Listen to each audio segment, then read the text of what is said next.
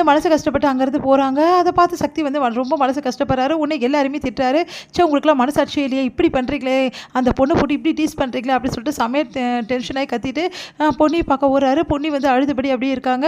சக்தி வந்து ஆறுதல் சொல்கிறாரு, இங்கே பாரு பொன்னி, எல்லாரும் வந்து டீஸ் பண்ணுறாங்கன்னு சொல்லிட்டு நீ திறமை இல்லாதவள ஆக மாட்டே, புரியுதா? உங்ககிட்ட எவ்வளோ திறமை இருக்குன்னு எனக்கு நல்லாவே தெரியும்.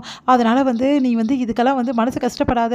இல்லை சக்தி, அவங்களாம் டீஸ் பண்ணுறது உண்மை தானே, என்னால் அந்த திறமையை வெளியே எடுத்துகிட்டு வர முடியல, நான் வேஸ்ட் இல்லை சக்தி அப்படின்றாங்க. அதெல்லாம் ஒன்றும் வேஸ்ட் இல்லை, உன்னால் கண்டிப்பாக பண்ண முடியும், புரியுதா? நீ நல்லா பாடுவ, அம்மா மாதிரி நல்லா பாடுவ, அந்த வந்து நம்பிக்கை எனக்கு இருக்குது. என்ன சக்தி சொல்கிறீங்க?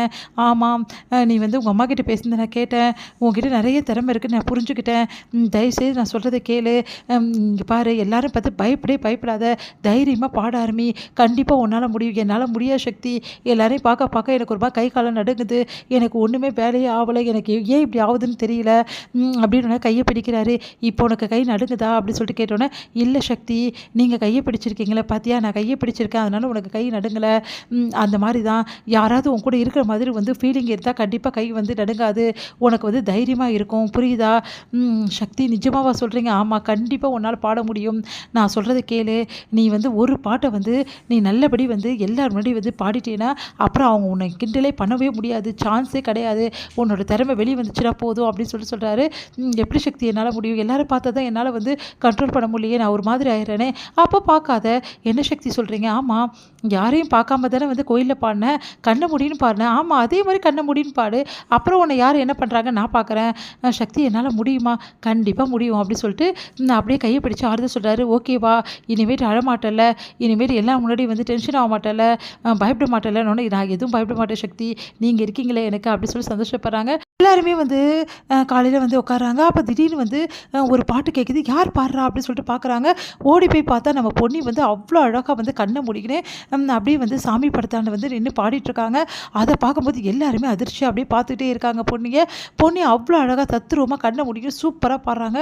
அப்படி எல்லாரும் பார்த்துட்டு, பொன்னியா இது இப்படி பாடுறாளே, அப்புறம் ஏன் அவங்களால ஸ்டேஜில் பாட முடியல அப்படின்னு சொல்லிட்டு அப்படியே பார்த்துட்டே இருக்காங்க. பொன்னி சுத்தமாக பாடி எல்லாத்தையும் முடிச்சிடுறாங்க. அதை பார்த்த சக்தியோட அப்பா, சூப்பராக பாடினம்மா, எப்படி பாடுற தெரியுமா, உண்மையிலேயே வந்து எனக்கு எவ்வளோ பெருமையாக இருக்குது தெரியுமா அப்படின்றாரு. அது வந்து மாமா, ஏமா உன்னால் ஸ்டேஜில் பாட முடியல, அதை நான் சொல்கிறேன் சக்தி வந்து சொல்கிறாரு.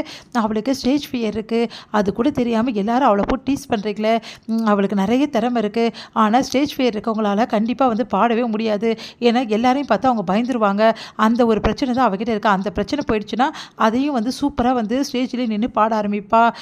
என்ன சக்தி சொல்கிறேன், நிஜமாவா? ஆமாம், நீங்கள் என்னமோ அவளுக்கு திறமை இல்லை, அவளுக்கு பாட தெரியாது அப்படிலாம் வந்து பில்டப் பண்ணிங்க, இப்போ தெரியுதா அவள் திறமை என்ன, நீ எப்படி பாடுறா பார்த்தீங்களா அப்படின்னோடனே உடனே ஒன்றும் புரியாமல் எல்லோரும் பார்க்குற ஜெயா அப்படியே முறைச்சபடி நிற்கிறாங்க. அம்மா இப்போ என்னம்மா சொல்கிறீங்க? ஏதோ பாடுறா அப்படின்ற மாதிரி சொல்கிறாங்க. ஏம்மா இப்படியா பேசுகிறீங்க? இன்னமும் வந்து உங்களுக்கு அவன் மேலே நம்பிக்கை இல்லையா? பார்க்கலாம், இதுக்கப்புறம் ஸ்டேஜில் பாட போது தெரியவே லட்சணம் என்ன, நாள் வந்து பொன்னி ஸ்டேஜ்லேயும் பாடுவா, நான் கண்டிப்பாக பாட வைப்பேன் அப்படின்னு சொல்லிட்டு சக்தி வந்து சொல்கிறாரு. அதை கேட்டு பிரீத்தி அதுக்கப்புறம் அங்கே இருக்கிறவங்களாம் அப்படியே பார்த்துட்டே இருக்காங்க. பிரீத்தி பார்த்து டென்ஷன் ஆகிறாங்க. இது